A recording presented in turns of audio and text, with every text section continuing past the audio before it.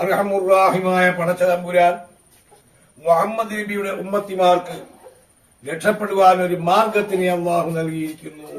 4 വിഭാഗം മഹോന്നതന്മാരായ മഹാന്മാരെ അള്ളാഹു നിശ്ചയിച്ചു. അവരെ കണ്ട് പഠിച്ചുകൊള്ളണം, അവരെ ആദരിച്ചുകൊള്ളണം, അവസാനം അവരെ കൂട്ടുകാരായി നിങ്ങൾ സ്വന്തം കയ്യിൽ എടുത്തുകൊള്ളണം. ഖുർആനിൽ കാണാം, ഉലൈകല്ലദീന അൻഅമല്ലാഹു അലൈഹിം മിനൻ നബിയ്യീന വസ്സിദ്ദീഖീന വശുഹദാഇ വസ്സാലിഹീൻ വഹസുന ഉലൈക റഫീഖാ. ഒന്നാമത്തെ വിഭാഗം ആരാ? നബിമാർ. രണ്ടാമത്തെ സിദ്ദീഖീങ്ങളുടെ മാർഗവും, മൂന്നാമത്തെ ശുഹദാ, 4ാമത്തെ വിഭാഗം സാലിഹീങ്ങളാണ്.